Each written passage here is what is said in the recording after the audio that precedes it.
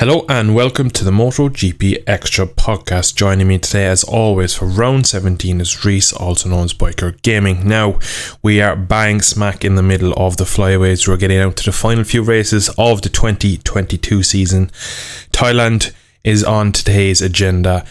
Crazy races in all categories, crazy weather, crazy stories pre-weekend. That's where we're going to start with today, Rhys. As always, we have last few rounds, we've actually had a few bits and pieces we've had to discuss before we got into the action, and this week we have to have the announcement of the two new races next year. Why don't you take it away, Rhys, and let us know where we're going to in 2023. So, two new GPs added to the calendar, one being in Kazakhstan and one being in India.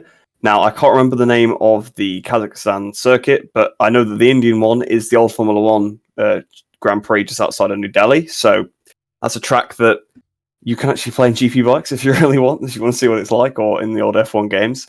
So I think it's interesting to see. I've not tried it myself, so I don't know how well it's going to work, particularly with MotoGP, but it will be interesting to see. India, obviously a huge bike market, so it makes sense 100% there.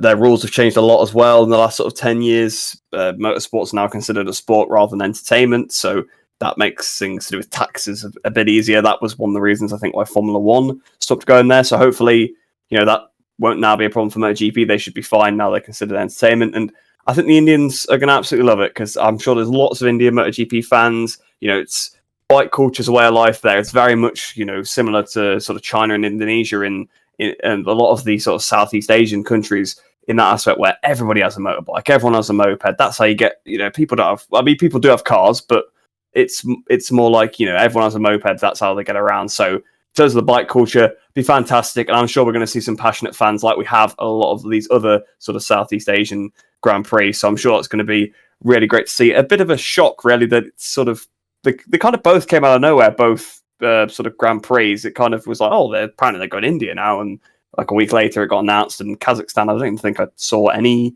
kind of announcement about that, and that is a bit more of a weird one, to be completely honest, because I'll admit I don't know a lot about the country itself, but it's not it's not synonymous. It doesn't jump to my mind like some of the other races like India. Like I would have thought you perhaps should go for a Chinese Grand Prix first or something like that. I mean, obviously they had that in the past at Shanghai. Obviously they don't anymore. Obviously, first thing probably pops to mind for me for that is Mako Yurchenko, because he raced under the Kazakhstan flag. But I did read online, apparently he was actually Russian anyway, and just raced under the Kazakhstan flag. So, yeah, not too sure about that one. But definitely looking forward to both those two races. Two new tracks. Hopefully we actually end up going to them, unlike the last track that we were supposed to go to Finland. The Kimi just dropped off the calendar. Also worth noting, no Aragon next year. That's been knocked off the calendar for, I think it's going to be on a rotation by the sounds of it, but that's also something worth noting. Yeah, so we do have the provisional 23 calendar, and it looks hectic. Like you said, we've gained 2 and lost 1. Aragon is on a rotation base. How they'll do that, I don't know. I'm not too upset with Aragon. It's an okay track. It's not great for racing. There's already so many Spanish Grand Prix. It's not going to hurt to lose one. Exactly, and I think I'm right in saying that it's quite out of the way Aragon. It's not like it's not a, shall we say, a family friendly weekend. It's much more kind of secluded, and it's a much harder race to get to. So maybe that was in part of the reasoning, but they probably wouldn't really say that even if it was. Now on to something a bit more controversial.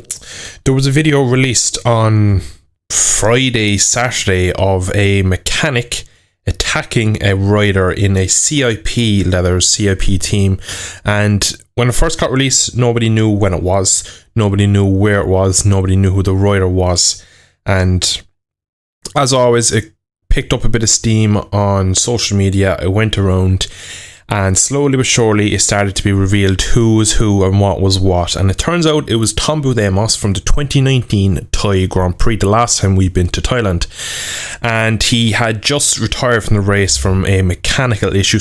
A mechanic failed to do on the bike ended in his race being cut short by a few laps, unfortunately. And as he came back to the pits, he has a altercation with the mechanic, and the mechanic starts shouting at him. So he walks in, he gives him a kick in the kind of backside, and then they have a proper scuffle. Now it's very hard to see with the contrast of the camera because the sunlight kind of darkens the pit, so you can't really see more than a couple of kicks, and then it kind of just goes kind of very grey.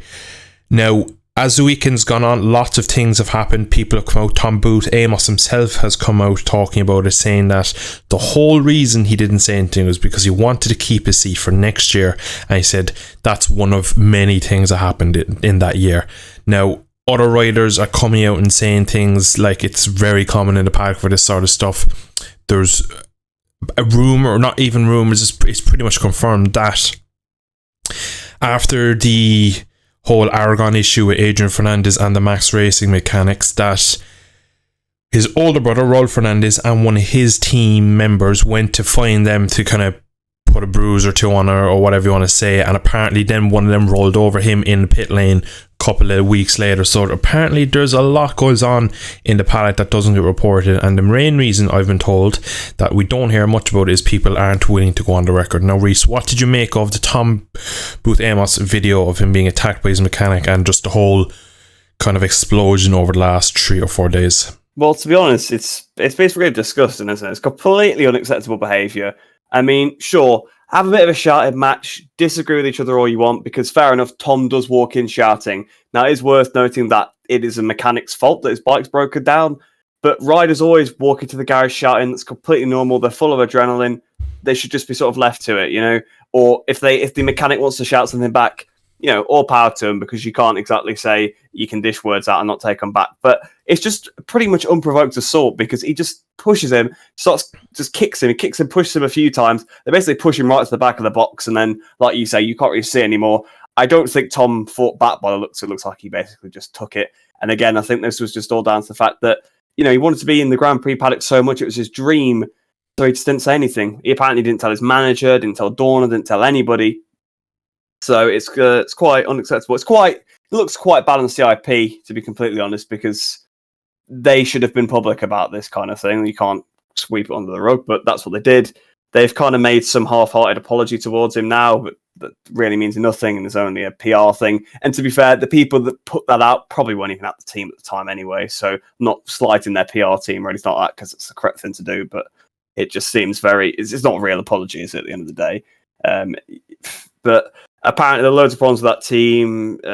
Basically, it seems like, I mean, it's not been said or anything like that, but it's quite clear during that season anyway, they didn't give him the best equipment. Like, you could actually see that.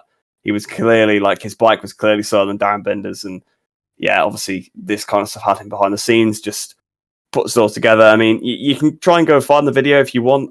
If you're kind of triggered by that kind of thing, I probably wouldn't, to be honest. I wouldn't recommend it, but it's not like, you know, you could go find it, Quasi. It's all over Twitter. Very strange that it's just surfaced all of a sudden, because it's not like Tom has posted about it. It just got posted up randomly by somebody, didn't it? It was really bizarre. So I'm not sure where the clip came from. I don't know who got it either. I mean, whoever's got it, why have you held on to it for 3 years? It's a bit weird, but anyway, it's out, which is good. You know, apparently there's been like investigations done, I think, by Dorna and stuff into it. I think that this mechanic also now works at a different team, and the mechanic is known, but the people know, like, their names going around, but I believe it's just sort of not been revealed, so they don't receive loads of hate, which, you know, fair enough, I guess, to not get them absolutely bombarded. But yeah, it's just awful, and it's horrible to see. I mean, there was a sort of interview with like Alicia Swagro, like got mentioned, and he was saying, you know, it's terrible. I mean, he's just a kid. Like, Tom Booth Amos was, maybe he was like 19 at the time. I'm not sure exactly how old he was, but he's not that old now. So, you know, it was horrible, really. You're trying to follow your Grand Prix dream. You're frustrated because your bike's been breaking down. They've basically been giving you a rubbish bike all year as well. You can see that, you know, compared to your teammate, because they get all the data. It must feel horrible as well, because it obviously stuff has happened before that, so he feels not wanted in the team. It must be terrible for him. Now, I'll give him a shout out here. Not really anything to do with MotoGP, but he did compete in British Supersport as a sort of standing rider this weekend and did phenomenally. So, you know, it's took it on the chin, because this must have been like, he must be getting so much sort of attention this weekend for that. And then obviously he's also racing a category he doesn't normally race in. So fair play to him. And I'd say I hope he gets another Grand Prix shot. But I mean, well, I suppose he probably would still want to go back there if he's trying to keep his dream alive. And hopefully he does. Hopefully he does get some sort of opportunity. But it was absolutely terrible. And I believe the mechanic probably should be banned for life. I did see something as well that also said it was the same guy that did the stuff with the Adrian Fernandez, but I don't know if it is, but that's also rumored. So if it is, then yeah, that guy needs kicking out of all paddocks. Yeah, just overall terrible. Really, the last couple of weeks, some very, very bad. Some like stuff coming out of the paddock, and apparently the guy in the video is John McPhee's crew chief, and apparently Max Racing have got rid of the two mechanics that caused the incident with Adrian Fernandez, so we are getting some sort of progress with it, but this was just very weird to see. I believe it's been a bad few weeks for them. I believe it was Steve Brogan, who was a BSB team owner, who was the first one to put it up on Twitter. He's the one I saw first, and everyone that was reacting to it was reacting to his original tweet of the video, so I don't know how he got his hands on it. I doubt he would have had it that long and not put it up, since it's just very random time to put it up, so I'd say he's just after being sent it now. But again, it's very strange that it's taken this long to come out, and just a whole horrible situation. But we're going to move on now to the Moto 3 qualifying session. Lots of dawdling again, going way off track. Some corners, almost in the gravel, everyone off the track. There's probably a couple of pictures on social media of bikes literally look like they've all run off the track. There's no one on the track, they're all off track. They have to do something about it. It's getting worse.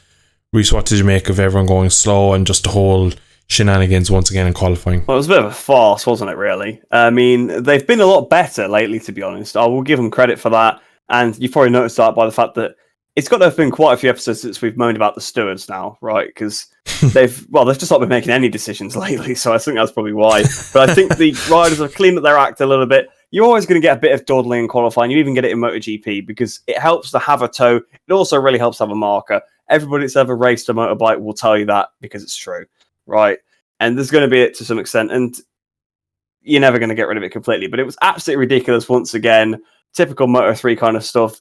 Again, this is one of those circuits, long straight hairpin, long straight hairpin. It's one of those kind of tracks, so you're going to need it.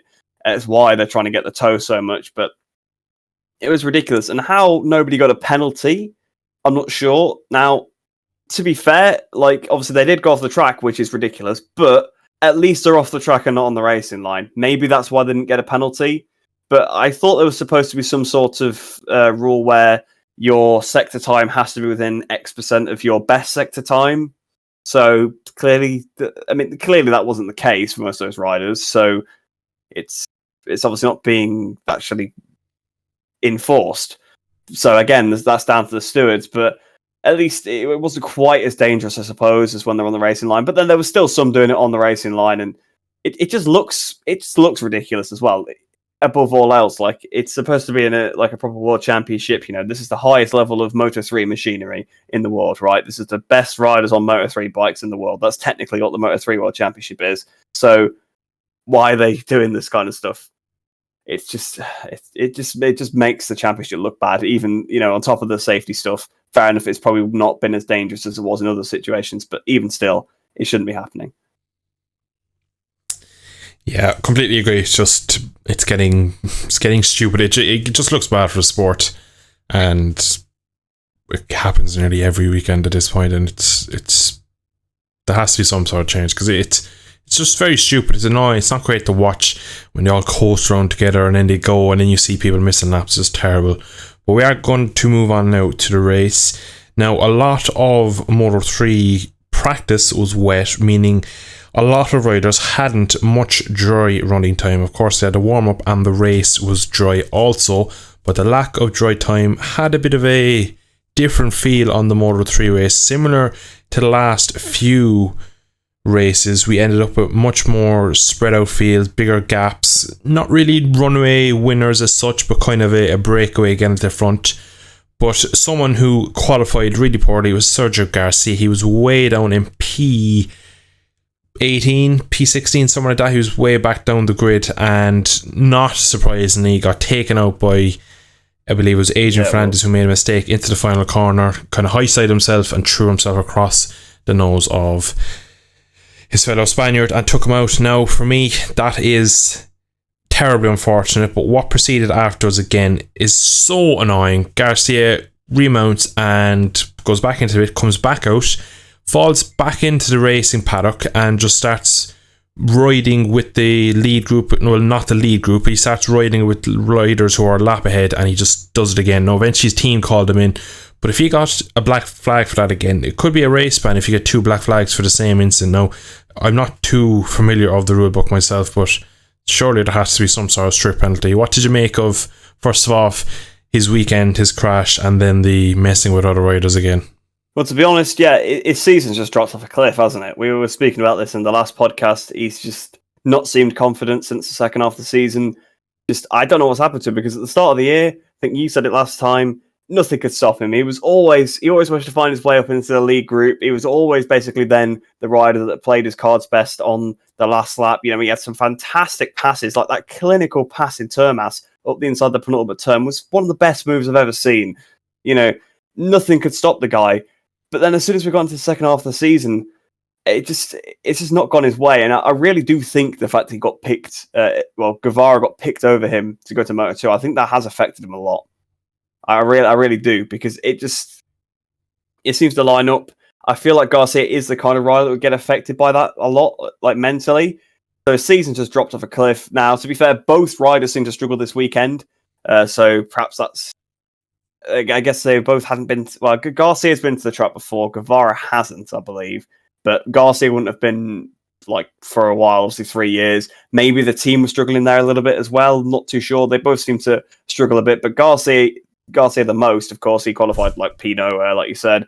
And then, yeah, very unfortunate to get knocked off by Adrian Fernandez. To be fair to Adrian Fernandez, it wasn't really his fault. He just crashed and his bike took out another rider. I always feel quite bad for the rider that's crashed in that instance, because if you've crashed on your own, not making some silly move, you've not really done a lot wrong. You've made a mistake, and unfortunately your bike has collected somebody else, I don't think. Really, even as the other rider, you can be annoyed, but you can't get too mad at that, because at least it's not like, well, they didn't do something stupid. They just fell off, and unfortunately I couldn't avoid their bike. But that's what happens when you don't qualify at the order. You know, it's happened to him earlier on in the season as well, as he got took out in Silverstone. Don't know if I think there's been another race he might have got took out as well. So, yeah, it's not... basically, his run of form continues. His championship is completely gone at this point.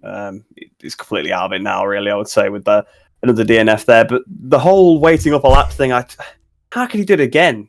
Like, how could he do it again? Obviously, he just doesn't think in the race. Like, I don't know, because at least last time you could say, all right, he wasn't even messing with Guevara or Foggia. Like, he was just battling random people. This time, he actually chose Guevara's group. Now, it did seem like he boxed like almost as soon as he caught up to Guevara. So whether like his team were telling him, I think the team called him in by the looks of it, but whether he then maybe thought when he caught up to Guevara, thinking, actually, hang on, maybe I shouldn't be battling him because that'll look quite bad. I don't know. It's so strange, because it makes no sense why he's doing it. Because when Arenas did it a few years ago, it was quite clear that he was deliberately trying to mess Agora about. But when Garcia's been doing it, he's not really been putting hard moves on anybody. He's just been like acting like he's in the group. It's almost as if he drops behind the group, then catches them immediately and thinks, oh, I can unlap myself here. It's bizarre. Like, I don't know what he's doing. And to be honest, I'm not really sure why it was left up to the team to bring him in. Because really, especially when he's a repeat offender, like you were saying, he should be, hit with the book a bit quicker. Because as soon as he's like tagged onto the back of a group, he's pretty clearly going to try and battle with him again. Like, that's what he's doing. So he probably should have been sort of black flagged then. And yeah, good job his team did bring him in, and good job he listened, to be fair. At least he could have ignored that call, because usually if you'd done something intentional like that, you probably would. So good job he did heed that call, because if he had got black flagged again, yeah, he probably would have got a more harsh penalty, because, yeah, as not fantastic as the stewards are, I imagine if you do 2 things to get disqualified, you probably do get the book absolutely chucked at you, and there probably is some sort of rule as well. I mean, I'm not 100% down with the FIM rule book, but I would have thought if you get disqualified for the same, basically if you get disqualified twice, to be honest, should be enough. But if you get disqualified twice for the same thing, I would have thought you must get some kind of ban or something. So yeah, good job he didn't get that. But I don't know what was going on in his head. Maybe it's just got to him that the championship's gone. But with that, another crash, yeah, he's completely out of it now. Yeah, completely finished. I think it's the only championship now that is done because Moto 2, we'll get to the minute, is pretty tight. GP, of course, is as tight as ever. And Moto 3, we've had one guy all year, Gavir, who's managed to stay consistent when times have got tough with the flyaways, with the later European runs like the Mizzanos and the Aragons, where his teammates Foggia and Fjords have just started to falter and misfire a bit. Now, Gavira did a very, very good damage limitation in today's race. Again, a rookie to this circuit. I already mentioned that the lack of dry time would have put him kind of on the back foot already. Coming on P5, that's as good as a race win or podium in my eyes. What did you make of his race today? Yeah, it was phenomenal. It's a champion's ride. I've already described other rides he's done this season as that, but there's a reason why. You know, that's how you win a championship. You don't just do a champion's ride once. You do it throughout the season. So yeah, Guevara struggled a lot. Obviously, at a track he didn't know very well, Motogp. He did perfect there. You know, amazing weekend. He won the race. But this track comes here, struggles a lot more. It is a bit of a harder track to learn. There's a bit more to it. It's not so... Yeah, it is a bit more difficult. The first sector is probably not too bad, but then there's a quite flowing middle sector, a few little quirky little corners, but also more of where it is as well. So obviously Motegi's in Japan. It does get quite hot in Japan sometimes, to be fair, and there is that too. Especially I remember like when they do Suzuka 8 hour and stuff. Sometimes it's scorching temperatures there. But when you get to these countries like Thailand, Indonesia, Malaysia, they get baking hot and the tarmac gets greasy. It's really humid. So I think that's also worth considering because a lot of these lads, you know, they've only really ever raced in Europe. Again, to me, it'd be absolutely boiling in Europe, being from the UK, of course. But to them, they're used to these sort of Mediterranean temperatures. But when you get to, and like humidity, but when you get to some of these places where it's so hot and it's so humid, that's got to have a toll on the riders. You know, again, with the track, it's a little bit weird. Also, when it's the grip level varies from session to session because of the greasiness of the track. He struggled obviously a lot this weekend. Managed to put a decent qualifying together. So with all that, he did a very good job there. But then the race, you know, he didn't have the pace to go with the front group.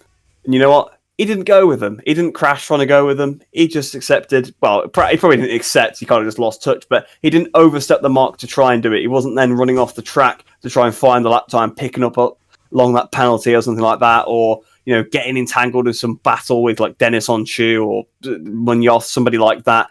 You know, just trying to like desperately hang on to the front group. He just sat there. He did his lap times on his own, and he slowly sort of built his way through the pack, started passing people. And to be honest, he looked like he was going to be on for fourth at one point. He did then get a bit beaten up, but it's Moto3. It happens to everybody. You can be the guy that stays at the front of the pack all the time, but you do have some races where you get beaten up. So not going to hold that against the lad. Ended up 5th place, I do believe, in the end. So again, not even a terrible result. And that's 11 points to your championship there. Garcia getting 0. All right, Foggia did well. We'll talk about Foggia in a minute. But Foggia's Foggia's miles out anyway. Like he's even further off than Garcia, who's pretty far off now. So yeah, that's exactly what he needed to do. He needed to bring the bike home this weekend at a track he's struggling at. And to be fair, he actually got a decent result on top of that. So faultless again, Guevara. And this is why he's going to win the championship, hands down. Yeah, nail on the head there. Now, Foggia, you mentioned back to winning ways. That Honda looked very, very quick and slippery down the main straight on that massive straight down to turn 3 and then down into 4 and 5. Again, we always kind of ask the question, where has this come from? Why now? What will happen next weekend? We won't know. He's just such a massive question mark, Foggia. And like, it was a great result from today. He looked very, very good. It's just, if he was consistent, he could have this title wrapped up so many times in so many different years. But here we are now, we're another year where we're saying, well, he's hitting form at this time of year, mate, but there's really no chance unless we get sort of a massive bit of bad luck for Guevara over the next couple of rounds. I don't see Fodje really doing it on actual beating him on pace and stuff. But what did you think about Fodge's race, and what do you think he has any chance in the championship at all? It was a great race for Fodge, but we've seen this kind of thing so many times. This race kind of reminds me more of Mandalika to some extent, which, now that I think about it, I hadn't made the connection till now, was similar conditions, I guess, because Moto3, the race was dry for both of them, hot, greasy track. Maybe that actually works pretty well for Fodge, so perhaps I'll have to watch out for him in Malaysia, because you do get those kind of conditions there too. That probably actually is something that he excels at, it seems. I actually hadn't really had him down as that, because he struggles a lot in the rain. So usually if you're good in the greasy conditions, you're good in the rain and vice versa. But it seems to suit him pretty well, these conditions. It was, just another good race result from him. But weirdly, the Honda looked a lot better. It looked like it used to again. It was so bizarre. That Leopard was blasting past the KTMs again. And you know what? There was more than one Honda in the front group, and there was a Honda that wasn't a Leopard Honda. Ricardo Rossi was in the front group.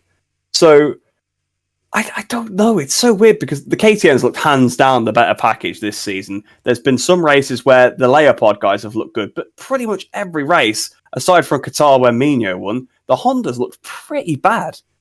But this round, it just almost seemed fixed. Now, I don't know whether that's because of the flowing middle sector.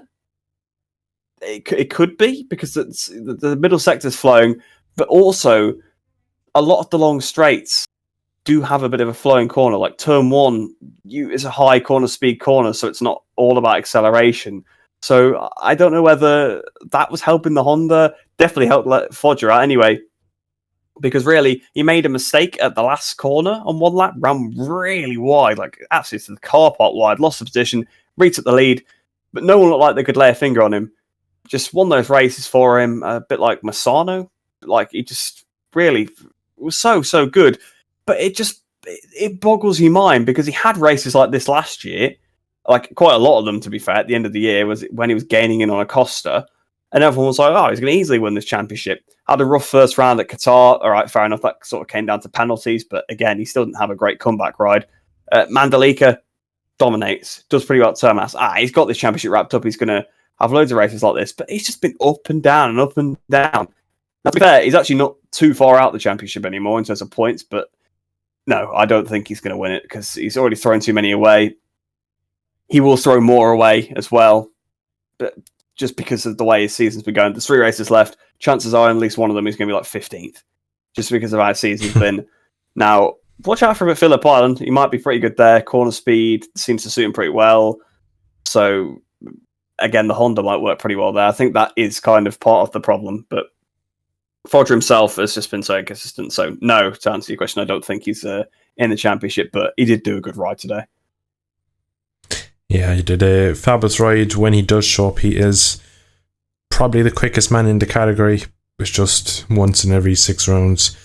But we are going to move on now swiftly to Moto2. Now, no such issues in qualifying for the Moto2 boys. Home rider Somkat Chantra put it on pole for his home race. There was so much excitement coming into it. It was rained off on the grid. They declared a dry race, and it just started spitting. And then they declared it a full wet race. There was a small delay. There was confusion. There was so much going on. So much pressure. It got red flagged eventually, but we'll cover that in a minute. But the conditions were so inconsistent. Some parts of the track was a river.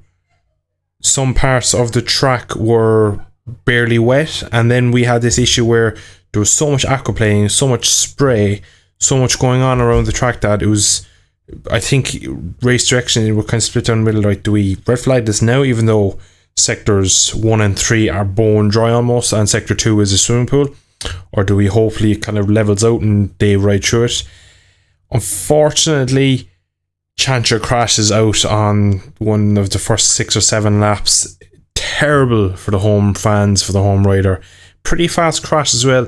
He was absolutely motoring away with it. It really was his conditions. If we think back to Mandalika not as wet, but it was quite a similar result from there, where he absolutely was ridiculously quick out of the block. Fortunately, that day he won it. Today, slightly wetter, and he's unfortunately bit the dust, and he had a big crash, really, in fairness to him. Kind of got hit with the bike as well, which wasn't nice to see. Did you think it was red flagged too early, too soon, or just right? What do you make of the whole red flag situation with the weather? Shouldn't have started at all. They should have waited till later, because the problem was, yeah, like you say, to be honest, end of Sector 3, start of Sector 4 was almost bone dry. Like, it was almost dry tyres through there. But then Sector 1, so the sort of run from Turn 1 down towards Turn 2, and then the run up from Turn 3 to 4, those were the worst parts. And then also part of at one point it got pretty bad down towards the last corner. But those first two runs, so the first two long straights, they were waterlogged. They were like swimming pools. Now, when the race started, it was pretty bad. As soon as the race started, I was like, they're going to have to stop this. That's what, like I said, I was watching it with my parents. I was like, they're going to have to stop this race, because there was so much standing water, but then more the spray. You couldn't see, and with standing water, you can high side on a straight. If you high side on a straight in a pack and you can't see, chances are that rider's going to get really badly injured and potentially die. Because if the rest of the pack cannot see somebody on the floor, then it's too unsafe to ride. If you can't see the rider in front, what if let's say no one's crashed. Let's say the rider in front of you has a mechanical failure and you don't see him and you just ram them at the back. Again, we've seen fatalities from that kind of thing before. This is what you have to think. You don't think, it's just a bit wet, they might fall off in the rain. It's more like they can't see. So, yes, the aquaplaning was bad enough on its own, but then they also couldn't see because of the spray. Now, it was bad enough sort of on the formation lap and on the first lap of the race, right? It was pretty bad. We saw Cameron Bobier, he must have come from about 20th or something. I don't know where he came from, but it's from Mars behind. So, Bobier's up to second. Into turn 4, runs a bit wide, doesn't actually get to the curb. There's a lake, basically, at that point in the track. He hits it, just immediately crashes, because it's literally so deep. You could see how deep that water was. It was unreal. So I do feel a bit sorry for Bobier there. Same corner that Chantra later went down on. However, Chantra hit some on the inside. So it seemed like it was puddling on the inside and outside of that corner. But anyway, back to lap 1. It was bad enough then. The aquaplaning looked pretty bad, and the spray was pretty bad. When they come round to turn 1 on the next lap, is hammering it down, and this time it really is a swimming pool. Like the tires are like completely, like the bottom half of the tires are completely submerged in water. It's ridiculous. Like, well, not bottom half, but bottom half of sort of contact patch area. So not like the bottom half of the whole wheel, but like the bottom part of the tire was basically it was too bad. Basically, they should have stopped it then. Fair enough if they started it and then it did immediately get worse, like on the second lap. So they could have stopped it then. I'd have said, all right, fair enough. They gave it a go, and then it absolutely downpoured. But they just kept going. And to the credit of the riders, not a lot of them went down. There was a few that went down, of course, like we said. But a lot of them were keeping up right. So, I mean, I suppose that means they could argue that it was obviously good enough to ride, but it was so dangerous. I mean, there were so many gears higher. Like, I remember on board with Canet, they're going like 4th gear through a section, which, yeah, to be fair, probably is normally in 4th gear, but they weren't near that speed. They were just in there so they didn't spin up. It was absolutely crazy. I don't think it should have started at all. It got red flagged, of course, then sitting around the pits for a long time. They then went out to restart. It was slightly better, but pretty much just as bad. So then it got stopped again. Then, obviously, MotoGP had to start at some point, so they obviously ended up just calling it a race result, which gave Tony Arbolino the victory. So once again, in tricky conditions, he manages to come out on top. You got to feel for Salach. Came one corner away from winning that race. Bless him, just ran a bit wide and got overtook. But I don't think it should have started in the first. It probably should have started around when MotoGP did, but they have to get MotoGP in. But again, at the same time, that doesn't mean they should risk the safety of the Moto2 riders. So yeah, just not ideal.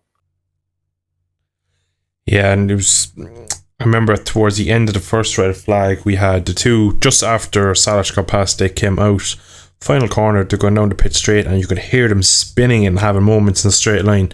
And that's when the two front boys threw their hands up, and within 15 seconds, the red flag was out. So I think the race direction were kind of hoping that the riders were going to act kind of responsibly and throw a hand up if they thought it was too bad. But we easily could have seen Arbolino crash, because if you watched it live, you'd see him have a big moment. You hear the revs hit the roof, and he was just literally, that would have been 4th or 5th gear. Like, so the fact they were spinning in that much water, incredibly dangerous. And we go back to Cambobia's crash. When he crashed, he just crashed as he was going towards the curb, so he just naturally slid away from the race line. But a lot of people ran wide through the corner because of the puddling on the inside and the outside. He was very lucky that he was really far up the grid, that by the time he crashed, everyone was already kind of passing him instead of being around him, and just there could have been a lot worse with that one as well. So we got very lucky today with a lot of incidents, but very questionable decisions to leave them race in that condition. But in terms of the championship, there was very little change due to they both finished mid-points. I think it's 1 point now, or 1.5 is the difference, because we got half points today for the Moto2 race being cancelled, shortened distance cancelled, only half points. So it is no longer possible for them to finish on equal points. They were on equal points for some parts of today's race. What did you make of the two performances from Ayagora and Fernandez in today's very tricky conditions? Well, to be completely honest, there's not a lot to say because the race wasn't very long. Like, we hadn't got that far into the race. Agora was kind of making his way through a little bit, but both of them, to be fair, just kept their heads. They were just going round. I mean, it was absolutely awful conditions. So fair play to the pair of them for not dropping out of the top 10 or whatever. They managed to stick there. I think, was there like one rider between them? I think there was. I don't know if Augusto actually ended up getting in front of that guy. It might have been Roberts. I don't remember exactly, but I think at one point there was actually one rider between them, and I don't know whether that ended that way or not.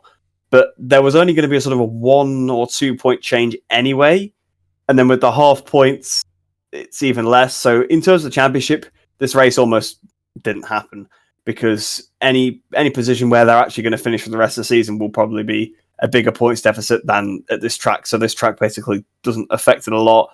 I should actually have got the actual standings up to see how many points it is between them now, but it's going to be 1.5, I believe, because of the half points. Wow, okay. So yeah, it is ridiculously close. Yeah, so they both did pretty well in what there was of the race, but I can't really comment on the rides as a whole, because I think, what did we get, about 7 laps in? It wasn't many, was it? It was very brief into the race, but fair play. They both stayed upright, didn't drop out the points, and they both got away without an injury. And to be honest, that's probably the most important thing, because you could easily crash in a race like this and get injured. So fair play to the pair of them there. Yeah, and you made the point that they both kept it rubber side down. And in a race like today, that could easily have been 10, 15 points thrown away there now for Agora or Fernandez if they both crashed, or one of them crashed. So they did a very good solid ride. None of them were, I don't think either of them wanted really to go racing in that sort of condition, because it was the old saying, the penalty wouldn't fit the crime. To crash in that conditions would have been so wet. It would even be your fault for someone who crashes. You could easily crash aquaplaning when you're doing absolutely nothing wrong. So I'm quite glad that they finished close together. Nobody gained or lost anything from it. So we will move on to Australia for the two of them. But now we're on to Motogp. Now the race started again after a lovely delay of about an hour. Once again, we had more weather conditions. We didn't know how wet it would be. We didn't know what the track was like. Finally, after the long delay, we got going. The opening few laps, they were taking pretty gingerly. Of course, Miller made a very good start, and then we had the likes of Oliveira and Pecco coming through as well. What did you make of the start of the race, and who did you kind of pinpoint at the start for someone to be a wet rider? Well, actually, at the start, I kind of thought Oliveira, since I saw him right up there. Just remember back to Mandalika. So that's who I thought, like, after the start, pretty briefly. Also Miller, because Miller could get 2 in a row because he was winning the race. But beforehand, I actually thought Fabio was going to do pretty well. He didn't, obviously, but it's. I thought he was going to do quite well. I also thought Marquez, he did pretty well. Although Alex again is not too bad in the rain. But yeah, off that start, it was a bit of a tentative start for some of the riders. Fabio Quartararo mainly. He got pushed wide at the first corner a little bit, lost a lot of places then, just hemorrhaged places throughout the whole lap. I think Viñales ran completely off the track at turn 2, I believe. Or is it turn 3? I don't know whether the kink on the straight counts a corner. Turn 3, yeah. That's not a corner. Whatever. I think I went on about this on one of the other podcasts as well, but either way, it doesn't matter. At that corner, that hairpin at the end of that long straight, that's like right near the beginning of the lap, just so that we all know where it is. He ran completely off the track there, so he dropped down to the back. So it was one of those things where people just didn't want to take the risk. You got the guys, you got the likes of Oliveira and Miller, where they haven't got anything to lose. I mean, if they fell off, they fell off. They might. Like, I guess in a race, you don't think, "Oh, I might hurt myself," unless you're in a championship, situation. They're just thinking, "Oh, I could win today if I push hard enough." So yeah, it was always going to be those that kind of race for those kind of riders because they've not really got a lot to lose, nothing to play for. It. Well, we might come on to Miller in a little bit, but he may now have something to play for in the championship because after another pretty good result from him, he's ahead of Bastianini now, I believe. I think he's within like 40 points. So 3 rounds to go. Technically, it's possible. So I guess Miller does have something to play for now. But Oliveira definitely didn't. So obviously he got off to a good start. But we'll probably talk more about his actual race in a minute. But the first lap, pretty tentative for some of the top guys. Some people took advantage. Marini had a pretty good start and then obviously fell off after a couple of laps. Bezzecchi probably being the main guy that took a good start. Into turn 1, obviously he went into there. He was on pole position. Probably worth noting that to be fair, he got a legitimate pole position in the dry. Went into turn 1 and just decided, you know what, just gas it on the run off on the outside. And then of course he had to drop back 1 position because of it. But it was pretty controlled before that, but after that he really dropped back. So yeah, I think Bezzecchi had a good start, but there was obviously a lot of riders taking it tentatively. Aleix was pretty tentative. Well, I say Aleix was pretty tentative at the start. He sent Binder to China at the hairpin, the same hairpin where Viñales went off. So yeah, it was a bit of a ginger start for some, but some others definitely relished that. Yeah, and you did say that Bezzecchi had to give the position back. After he gave the position back, he just went backwards. It was quite strange. Of course, Aleix got a long lap penalty for his incident with Binder, so that put him back. And then Fabio, he did get beaten up early in the race, but he went back to P17. And as did I think he'd do well as well, same as you. I thought he would come back through, but he just went backwards and backwards and backwards and finished the 3rd Yamaha. He did beat Cal. He did beat Cal in the end. He was 2nd. Oh, did he? He overtook him on like the penultimate lap, I think. But either way, he was behind Cal Crutchlow, who's been retired for 2 years for most of the race. Yeah, very good point. So, a nightmare race for Fabio. I haven't heard anything from him. He came straight back into the pits and literally went out the back and probably straight into the motorhome. He's not known as a wet weather rider, but at the start of the season we had Mandalika, where he did very well. He did well previously in Le Mans last year in the wet. So it's not that he's a bad wet weather rider, but very interesting. What do you think went wrong for him today? And who's your money on now going forward? I don't know what was up with him today. Because it's not like, the Yamaha doesn't work well in the drying conditions, which most of this race was, because it wasn't actually raining. So fair enough, there's that. But Morbidelli had like his best result since Mandalika. So, which again, I guess was like the rain. So Morbidelli was up there. Cal was in front of him for most of the race. So it was a Fabio issue. Now, whether it's a Fabio-specific technical issue, I don't know. He could well have had a problem because it did seem strange. Because obviously you could go back to 2020 and say, he gets races where he starts losing positions and he loses his head and he can't get through. But he's not like that anymore. And he's had races where he's had bad starts and fought back through, or at least where he's salvaged something. Like he's finished in the top 10 like every race he's finished. So it's weird. There's something more to this. I don't know what the problem could have been. Maybe he just didn't get the best feeling from the tyre. Obviously, that's quite crucial. But at no point during the race did he have the leader's pace. He was slower than Morbidelli like the entire race. It wasn't like Morbidelli got in front of him at the start and then gained the gap because of that. Because obviously you do gain a lot of time on the first lap, and then Quartararo never caught him. Like Morbidelli was quicker than Quartararo the whole race. Which, all right, I'm not trying to say Morbidelli's not great or anything. I'm not trying to diss Morbidelli, but this whole season Fabio's wiped the floor with Morbidelli. And Morbidelli's all of a sudden quicker than him. And Morbidelli wasn't quicker than him last time it was raining. So it's not just Fabio in the rain. So I think there must have been some sort of problem with him, whether his setting didn't feel right. I know he struggled a lot with the setting at the start of the weekend. I think he went back to like his 2019 setup, which is quite funny. Shows you how little the Yamaha's changed. Although you could look at the Yamaha and see that yourself. So I don't know, just so strange. But in terms of who's my money's on, like for the championship, that's tough, but I don't know. Bagnaia is 2 points behind him now, and I don't know. Aleix doesn't seem to have it. He's not had a great run of form as of late. Miller, obviously, I mentioned him before. He's 40 points back, so I can't. Yeah, he's actually 35 points basically back. 40, isn't it? But yes, on a technical, 5 points makes a big difference, especially at this point of the season. So thank you for correcting me. It's 35 points. Championships have been lost by less. Exactly. Yeah, if Bagnaia loses the championship by 5 points, people will be blaming Bastianini. So you can see where 5 points does matter quite a lot. But yeah, so I don't see Miller really having a chance, to be honest. I don't know. I guess it's Bagnaia almost now, but next race is Phillip Island. It could be good for. It could be really bad for Ducati, really good for Yamaha. Then you've got Malaysia, which has always been good for Yamaha as well. I don't know. It's hard to say, but I think they've both had really bad weekends now. So, like before, you could say, "Oh, the ball was back in Fabio's court," but now he's had a bad weekend. Bagnaia had a good one.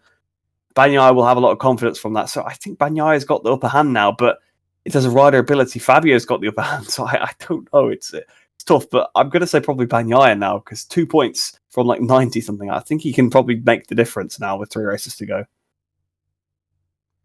I'm going to still stick with Fabio. I think Phillip Island, high corner speed, I reckon he'll be able to qualify well because there's the start finish straight, you come out at such speed that he'll probably carry more speed out of the corner and negate a bit of the deficit he'd be losing out.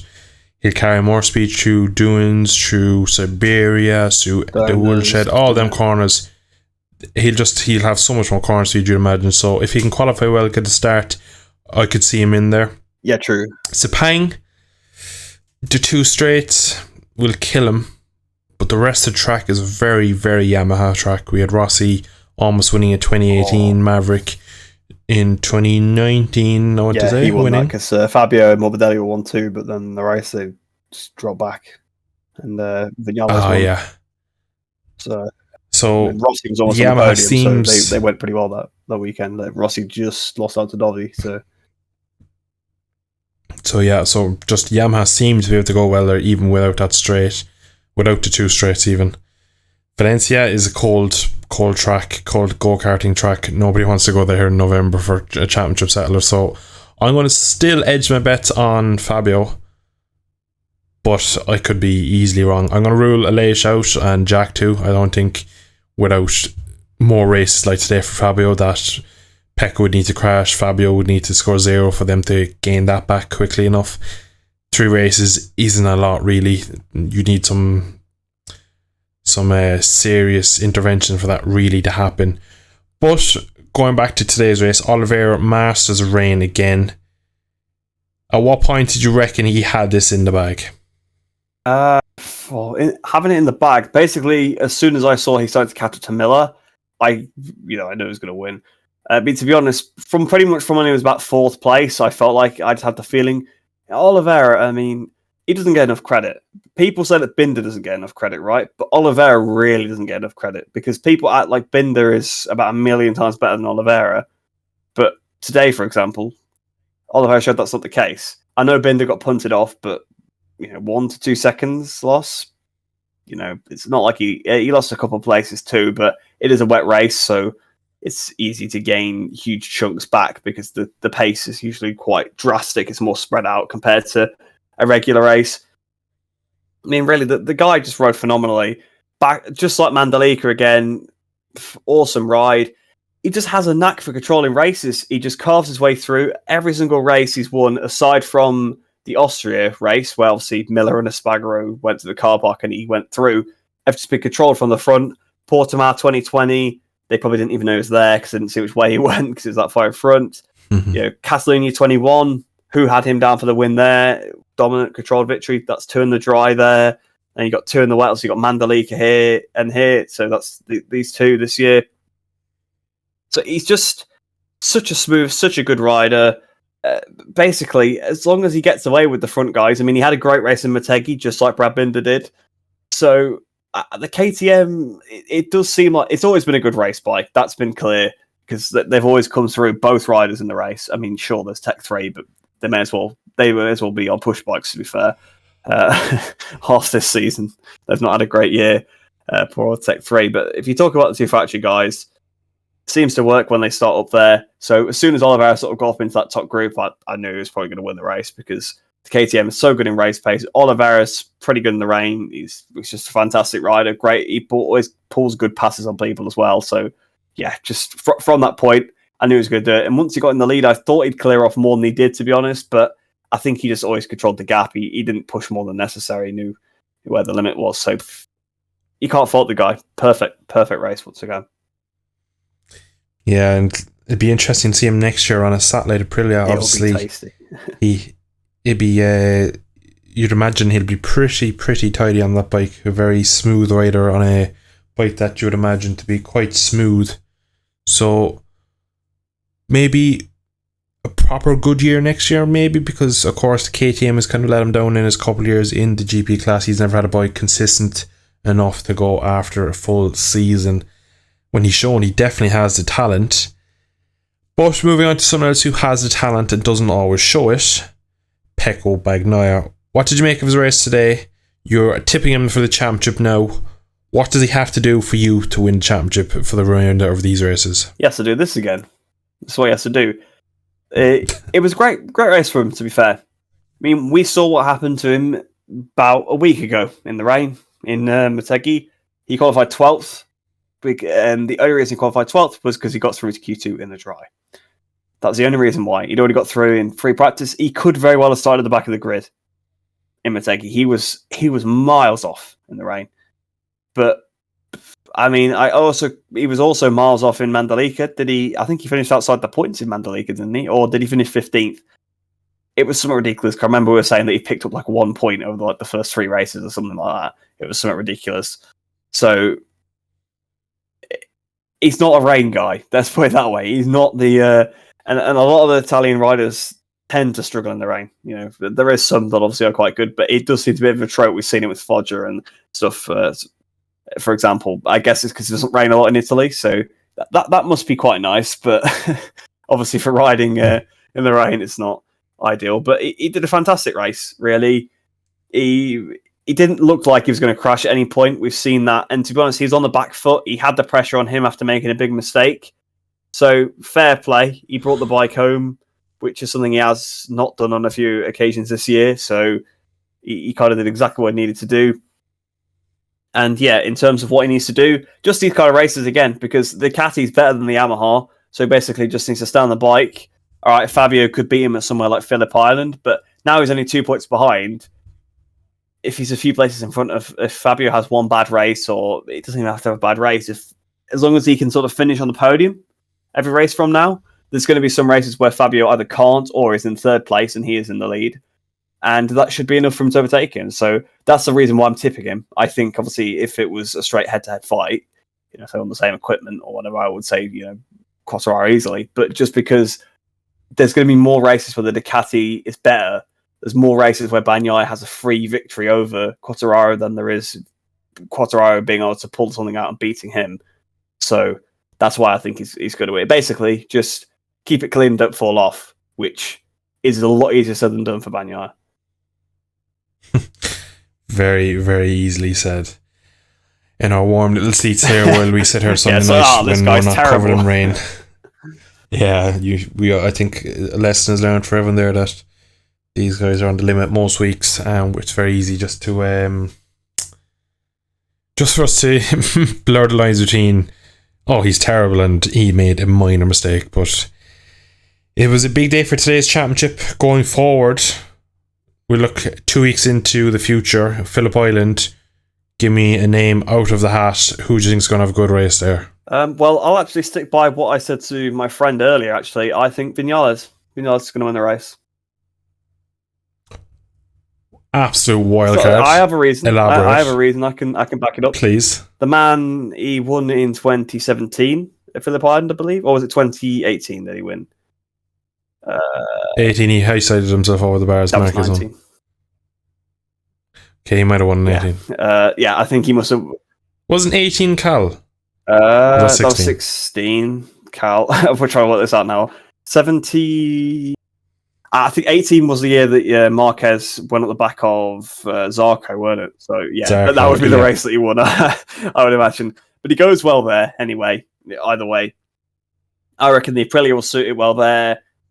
And to be fair to Vinales, out of the two Aprilia riders, second half of the season, he's been better. I'll just say he's been better than Aleix, because even today, all right, Aleix got a long lap penalty, but he got a long lap penalty himself for hitting off Brad Binder. Yeah. And Vinales... Yeah, right. During practice and stuff, he probably struggled more and he was shaking his head. It looked like he was struggling a bit, but he made that mistake on the first lap or got pushed off. I don't know exactly what happened, but he ended up going off the track and dropping down to last, but he got back up into the top 10. So he didn't let it get to him. He actually had a pretty good race, to be fair, in terms of pace. Just unfortunately, he lost so much time at the beginning. He obviously beat Aleix in Motogp, but that wasn't Aleix's fault. That was a mechanical problem. He fought in the lead group right till the end at Misano. At Silverstone, he almost won the race, which is a track that's obviously very similar to Phillip Island in terms of the fact there's loads of high-speed corners. So that's my reason. I think Vinales will win. I can give you my podium. I think Vinales, Quartararo, and Miller could be my podium. Miller is my man. I think Quartararo will have a good weekend. Now, how good, I don't know, because I still could see him getting jumped by turn one, even if he's on pole. Yeah, I mean, he only made it around like a quarter and a half in 2019. So that's true, which too. was the last time, obviously, he went there. He was on the Yamaha. I think he qualified okay there. All I remember about that start was, Rossi's winning. 400 start for Valentino, and he absolutely made it. He made it around the outside to the first corner. It's like, right. 2002 Rossi turned up for the first corner. Yeah. So Miller's my man. Podium, I go Miller, Aleix, Fabio. Yeah, very nice. So neither of us saying Bagnaia. Yeah. Even though I said Bagnaia's going to win the championship, I've not put him on the podium. And I was thinking that Phillip Island is a very smooth rider track. You'd imagine a Lorenzo. Yeah, that's why I think Jack Miller, that where he's Jack Miller, smooth rider. But I know why we said him, because he goes really well there. But it just that's quite funny. Yeah, he does. To kind of just the Casey Stone on him, getting it sideways and drifting it and back lane. You can make that work at Phillip Island. Yeah, it's true. But it'll be 2 weeks' time until we can look back at our terrible predictions of Maverick Vinales winning the race. I'm 100% right. When Vinales wins this race, right, we have to play this clip of you making fun of me for picking Vinales. I cannot wait for this to come back. But anyway, we are going to leave it there for episode 17. We're getting into the final few races. I hope you have enjoyed today's podcast. Thanks for listening in. If you are watching on YouTube, drop a like, subscribe to see more. And if you are listening in on Spotify, drop us a 5-star rating. It really helps get the podcast out there. Now, 2 weeks' time, we'll be back for the Australian GP. Catch you then. Thanks for listening.